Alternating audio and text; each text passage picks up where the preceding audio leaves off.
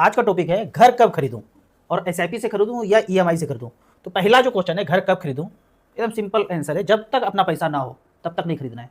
Loan लेके कभी नहीं खरीदना है, चाहे आन बान खान कोई क्यों ना बोले कि लोन लेना अच्छा है, कि लोन कभी नहीं लेना है। सोसाइटी में यंग लोगों के साथ सबसे बड़ा जो प्रॉब्लम है ना, जैसे ही नौकरी लगा खट से एक लोन लिए और घर खरीद लिए, बैंड बाजा बारात के साथ सब कुछ शादी ब्याह हुआ और जिंदगी भर ईएमआई चलता रहा। 20-25 साल से कम कौन ले रहे हैं आजकल। ईएमआई चलने के बाद 1-2 महीना पूरे ज़िंदगी में ऐसा नहीं होता है कि आराम से बैठ के नौकरी छोड़ करके बैठ सके, ऐसा नौबत आएगा ही नहीं, क्योंकि काम ईएमआई के लिए दौड़ते रहना है। फिर इसीलिए बोलता हूँ कि ईएमआई पे नहीं लेना है।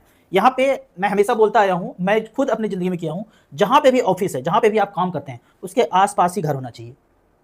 वॉकिंग करके आप जा सकें, ट्रेवल का पैसा भी बचा सकें, तो इससे बहुत कुछ होगा। मैं खुद 20 साल रेंट पे रहा हूँ, 20 साल के बाद ही अपना घर मैं खरीदा हूँ। और कैसे खरीदा, ऐसे नहीं कि सारा पैसा लगा दिया और एक घर खरीद लिया। आपके पास 25% पैसा फेंकने से एक घर हो जाए तभी खरीदना है, मतलब 1/4 में ही घर हो, 3/4 पैसा आपके पास जमा रहे कैश में, तभी घर लेना है। या नहीं तो छोटा घर लेना है, पैसा कम है और बड़ा घर का ख्वाब देखे हैं, वो ख्वाब सिर्फ जिंदगी बर्बाद करेगा। यहाँ पे एक बेहतरीन फैक्टर को भी ध्यान देना है कि नए सोसाइटी में नहीं जाना है, पुराने सोसाइटी में जाना है। 10-15 साल पुराना सोसाइटी हो, बिल्डर आउट हो गया हो, RWA को हैंड ओवर हो गया हो, वैसे सोसाइटी में जाना है। मैं अपने ब्रोकर को बोल के रखा हूँ कि मुझे पुराना फ्लैट दिलाना, 10-15-20 साल पुराना सोसाइटी उसमें दिलाना। पूछते भी ऐसा क्यों करते, पुराना ही क्यों खरीदते हैं आप।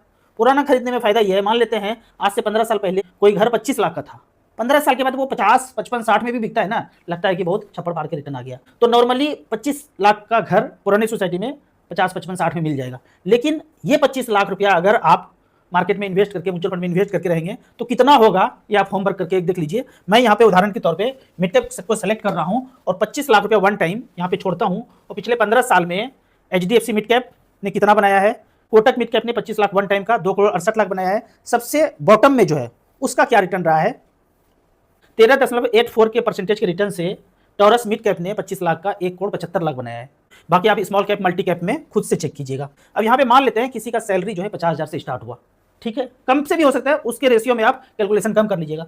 50,000 का नौकरी जिनका है ना, वो 30,000 का ईएमआई देने के लिए तैयार हो जाते हैं कि 20,000 में काम चला लूंगा। उनको लगता है कि ना 20,000 में आज काम चला लूंगा, लेकिन जैसे जैसे ईएमआई बढ़ता है ना, काम चल नहीं पाता है। फिर भी यहाँ पे कैलकुलेशन के लिए 30,000 रुपया ईएमआई पकड़ते हैं। तो कितने का लोन लिया उन्होंने, तो लोन के कैलकुलेटर में जाइए, 36 लाख रुपया का उन्होंने फ्लैट देख लिया, 2 BHK या 1 BHK, 3 BHK मिलेगा नहीं। 25 साल तक का ईएमआई लिया, 9% के रेट से होम लोन मिलता है, तो 30,211 रुपया का ईएमआई चलना शुरू हो जाता है। और ऐसा 25 साल चलेगा, तकरीबन 30,000 का ईएमआई, और वो सपनों का घर आज ही खरीद के रख लिया। लेकिन मैं बोलता हूं, जो आप ये सपनों का घर देख रहे हैं ना, अपने ऑफिस के आसपास जहां पे वर्क कर रहे हैं उसके आसपास 10,000 रुपया में रेंट आराम से मिल जाएगा। मैं 10,000 नहीं मानता हूं, मैं 20,000 मान लेता हूं कि आगे रेंट बढ़ेगा भी। 20,000 रुपये पर मंथ मान लेता हूं, और रेंट पे आप रहते रहिए तब तक जब तक अपना पैसा ना हो जाए फ्लैट खरीदने के लिए। और मात्र 10,000 ही आपके जेब से बच रहा है। 30,000 ईएमआई दे रहे थे, 20,000 रेंट पे गया तो 10,000 बचा। वो 10,000 रुपया का एसआईपी 25 साल तक चलता रहे मात्र 13% के रेट से, तो 2 करोड़ 27 लाख रुपया कैलकुलेटर बोलता है। और वो 36 लाख रुपया जो सपनों का घर नहीं लिए थे, अगर वो 25 साल के बाद खरीदते हैं तो कैलकुलेटर बोलता है कि 25 लाख रुपया वन टाइम छोड़ा, तो 25 साल के बाद वो 36 लाख रुपया का जो घर नहीं खरीदा था, 25 साल के बाद 5% का इन्फ्लेशन हो तो 1 करोड़ 21 लाख, 1 करोड़ 22 लाख का वो घर हो जाता है। वो 1 करोड़ 22 लाख का घर खरीदते हैं, ये एसआईपी का अमाउंट था, 1 करोड़ 22 लाख इसमें माइनस करेंगे तो 1 करोड़ रुपया लगभग ऑन रिटायरमेंट आपके पास सरप्लस हो जाएगा। ये सिंपल चाल चलने से। जब आप रेंट पे रहेंगे, जहां पे काम कर रहे हैं उसके आसपास ही रहेंगे, तो ट्रेवल का पैसा जो 5,000 रुपये पर मंथ बचेगा वो अलग, टाइम कितना बचेगा मेट्रो सिटी में अगर रहते हैं वो अलग। अगर टाइम बचता है तो आपके वर्क का आउटपुट भी बढ़ेगा, उसके हिसाब से आपका इनकम भी बढ़ेगा। तो धीरे धीरे करके बहुत सारा फैक्टर है जिंदगी में आ जाएगा। एक घर लोन पे न लेके अपने पैसे को इंतजार करके बाद में लेना है। अब जो वो 10,000 रुपया बचा रहे थे, 13% के रेट से कैलकुलेट किया, अगर ये देखें कि सन 2000 में ऐसा किसी ने सोचा होगा, कैलकुलेट किया होगा कि ईएमआई पे ना जा करके पैसा बचाते हैं, और 10,000 रुपये पर मंथ जमा शुरू किया, आज 2025 हो गया, 25 साल बीत गया, अगर एसआईपी में पैसा जमा किया, तो यहाँ पे एसआईपी का मिड कैप सेलेक्ट किया हमने। पिछले 25 साल में 10-10 रुपये पर मंथ चलता गया, निपॉन मिड कैप यहाँ पे आता है, 10-10 रुपये करके गया, 30 लाख जमा हुआ, 9 करोड़ रुपया बना है। दिमाग खोपड़ी जो है ना सन्ना आ जाएगा, समझ में नहीं आएगा ये फिगर, और इतना चाहिए भी नहीं, इससे बहुत बहुत बहुत कम चाहिए।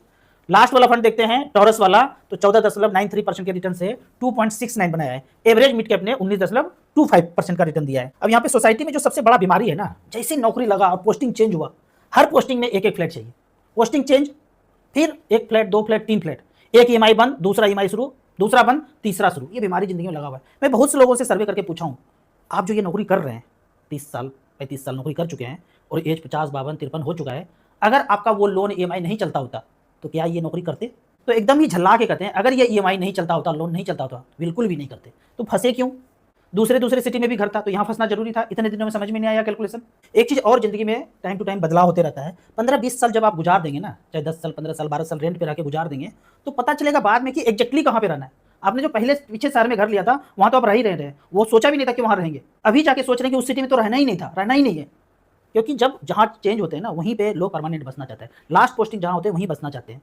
तो कुछ समय ज़िंदगी में देना है कि एग्जैक्टली कहाँ रहना है, उसके बाद पता चल जाए कि पूरा रिटायरमेंट का ज़िंदगी यहीं जीना है, तो उसके बाद घर लेना है। एक चीज़ और होता है, जब छोटे बच्चे होते हैं ना, तो उनके फ्रेंड सर्किल भी बदलते रहते हैं। जब बच्चे थोड़े से 9, 10, 11, 12 में जाते हैं, उसके बाद वो चाहते हैं कि एक ही जगह पे रहें। छोटे बच्चे रहते हैं, घूमते रहते हैं, आपके साथ भी घूमते रहेंगे। लेकिन जब बच्चे थोड़े से बड़े हो गए, फिर उनको लगता है कि एक जगह पे परमानेंट रहे। तो वो समय एक अच्छा है कि पूरा फैमिली चाहेंगे कि अब एक जगह रहें। तब तक आप मैच्योर भी हो जाते हैं, आपका पैसा भी सेविंग होते रहता है, और आप अगर पैसा इन्वेस्ट करते रहते हैं, तो उतना पैसा हो जाता है कि अपने ही पैसे से घर को खरीद सकते हैं, विदाउट ईएमआई, विदाउट लोन। यहाँ पे मैं हमेशा बोलता आया हूँ कि पहला 1 करोड़ रुपया पहले आप बना लीजिए, उसके बाद पहला फ्लैट, दूसरा फ्लैट, तीसरा फ्लैट बाद में लेते रहिएगा। पहला 1 करोड़ रुपया बन जाए, फाइनेंशियल फ्रीडम मिल जाए। फाइनेंशियल फ्रीडम मतलब काम का आजादी, यानी कि बंधक बन के आप कहीं काम कर रहे हैं। अगर ये पैसा हो जाएगा ना, मेरे काफ़ी मित्र के पैसे बन चुके हैं इतना, तो अपनी मर्जी से काम कर रहे हैं। वो बॉस के अंडर डर डर के काम नहीं कर रहे हैं, क्योंकि बॉस का भी वो पोर्टफोलियो नहीं है जो इनका पोर्टफोलियो है। तो बॉस भी बोलने से कतराते हैं कि ये पकड़ो अपना इस्तीफा और हम चलें दूसरी जगह काम करने के लिए। तो ये फाइनेंशियल फ्रीडम मिलने के बाद काम करने का मजा ही कुछ और होगा। अब यहाँ पे पहला क्वेश्चन है, म्यूचुअल फंड में जब एनएवी नहीं बढ़ती है तो कंपाउंडिंग कैसे होगा?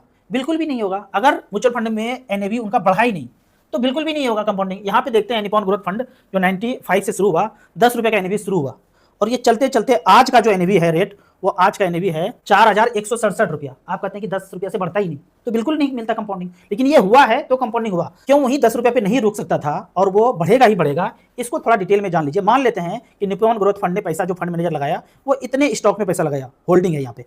अब इतने कंपनी में लगाया, ये कंपनी बढ़े ना घटे, ऐसा म्यूचुअल फंड का सिर्फ बात नहीं कि एनएवी बढ़ नहीं रहा है, ये कंपनी में पैसा लगाया है फंड मैनेजर ने। अब इन कंपनी में अगर हलचल ना हो तो एनएवी भी नहीं बढ़ेगा। लेकिन अगर स्टॉक मार्केट में ये कंपनी अच्छा कर रहा है, मार्केट में अच्छा कर रहे हैं, तो इनका स्टॉक प्राइस का रेट ऊपर नीचे होएगा, और लंबे समय में अगर इनका प्राइस बढ़ रहा है तो म्यूचुअल फंड के एनएवी का भी प्राइस बढ़ेगा।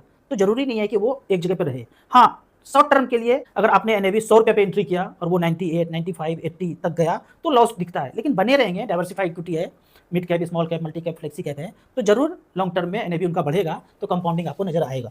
मैंने ऑफिस से लोन लिया है 6% रेट पे, मैं लमसम इन्वेस्ट कर सकता हूँ। पहली बात तो मैं बोलता हूँ कि लोन लेके इन्वेस्ट नहीं कर रहा है, फिर भी आपको 1 लाख रुपये मिल गया है और खेल खेल के देखना चाहते हैं, तो जरूर इन्वेस्ट करके छोड़ दीजिए। लंबे समय में फायदा हो ही जाएगा, फिर भी लोन लेके नहीं करना है। 50 लाख, 1 लाख रुपया मिला है, 25-25 हज़ार रुपया करके 4 स्मॉल कैप में लगा दीजिए और लंबे समय के लिए छोड़ दीजिए।